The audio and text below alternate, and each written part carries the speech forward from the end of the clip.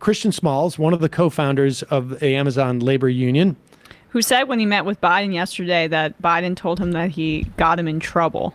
That's what Biden said to Chris Smalls. That's apparently, because when Biden, remember when he said Amazon were coming for you, and they kind of retracted that. I found that to be an interesting moment. That's funny. But here is Chris Smalls on with Bloomberg host Emily Chang, and this is apparently Emily Chang just thought like this would be an isolated event at Amazon. And look at the sheer panic that spreads across her face. There's no organizers in that building, and they just didn't have enough time to convince enough of their coworkers, which is understandable. So for us, we just have to reassess and get back to work and get back to organizing. So are we going to see you filing union petitions outside Staten Island soon? And if so, where? Quickly. Well, I can tell you we're going nationwide. You know, every building in the country has contacted us already, and we're going to continue with that plan to get everybody in the country set up.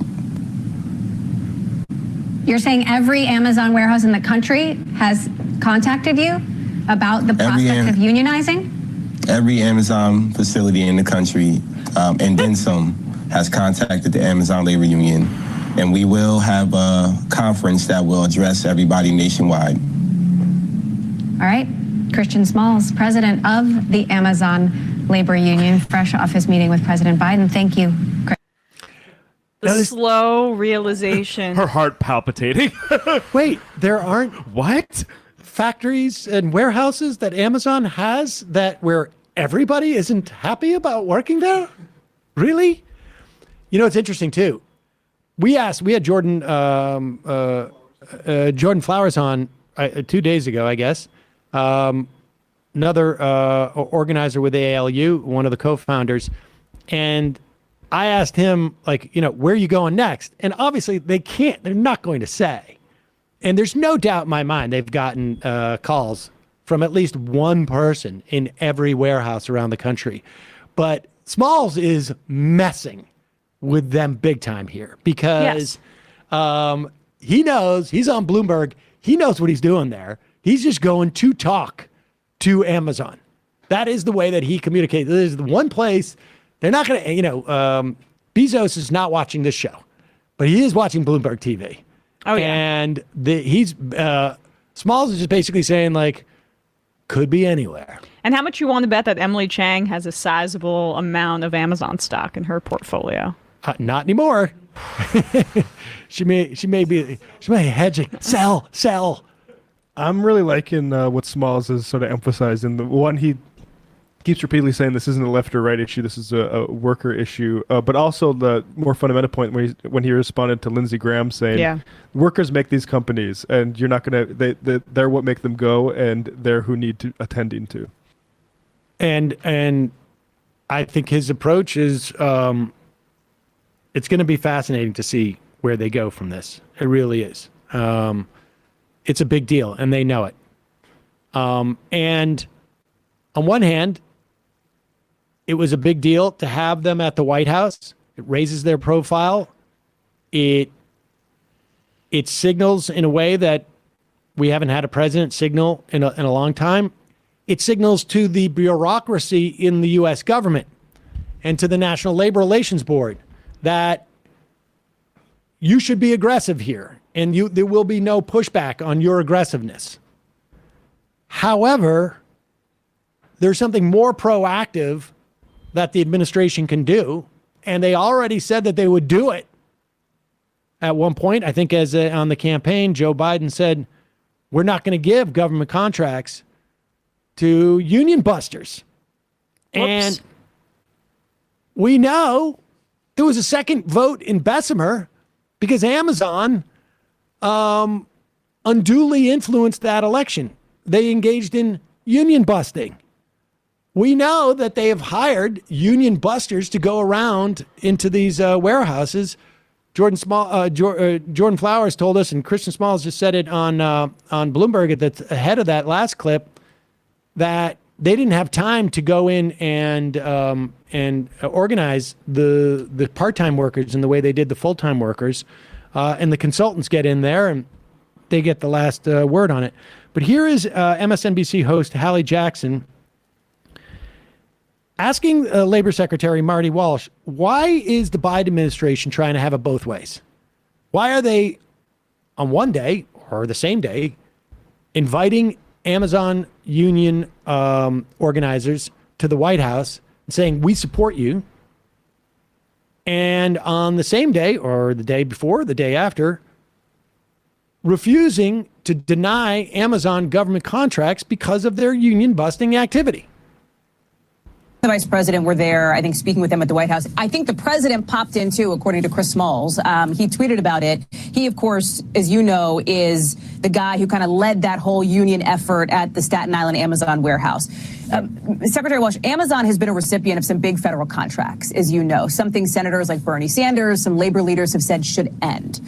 For a White House that says they back unions and are pro-unions, should you be awarding federal money to a company that is perceived as anti-union in this moment? Great job. I don't think we need to go there right now. What I think we need to do right now is encourage Amazon and Starbucks and other big companies in America that workers have taken a vote to organize and ask them to come to the table and sit down and work out an agreement with them. These are workers that work in an Amazon warehouse. These are workers that are working in Starbucks and some other industries that were in my office today. Quite honestly, their employees have decided that they want to join a union, and they should respect the right of their employees. And what they should do right now, instead of trying to break the union, is sit down with these workers and try and come up with an agreement to move forward. And I would encourage all these companies to do that because we're not at the point right now, I don't think, where we need to take any other action. It's really encouraging both sides to sit down. Okay, so I hear you when you say you're not at the point yet where you'd want to cut off federal contracts. We need more Mahdi on TV so we can get that beautiful I understand. Boston accent. And I appreciate the accent, because Starbucks really has it coming anyways. But, what do we mean when we say encourage? Like, what do we mean by encourage? Should we open our windows and clap some pots and pans towards them or something? I mean, we're not there yet to do that. We mean encourage by saying, I'm going to go on TV and say you should do this. Yeah, pretty please. Pretty please. We're not quite at that level yet. We don't want to say pretty. We want to say please. You know what's sad about it too is just the Amazon is such a behemoth and has created such a web of infrastructure in our country that the feckless Biden administration almost feels like it needs to rely on it for these kinds of things because we don't have the mechanisms in our federal government, and Amazon is what rivals that. Well, if not, is an improvement. It's also an argument of maybe there's another reason why we should also have antitrust here in regards to Amazon, so that the government can function and push its own political agenda without being held hostage by a monopoly. Yeah. And it is not. There is one way the government encourages entities to do things, and it is not by saying it's the right thing to do. Not through cable hits. It would be so much nicer if you would. It is by using the leverage they have. The leverage is the contracts and the money that we expend. They're expending our money. And it's just absurd. I mean, what do we need? What needs to happen till we get there? Yeah, the framing, it should be not what they should do, but you should just take it as read. Okay, we expect them to recognize these unions or the contract's gone. And it's a simple equation, and we expect them to do the right thing. We expect them to do the right thing, and they get 30 days to comply, or 45 days to comply, or 60 days. Frederick Douglass said it best, I think. If power concedes nothing without a demand. It never has and never will. Whoa. But I think he probably also said power concedes if you encourage them to maybe to do it. Yeah, demand sounds harsh.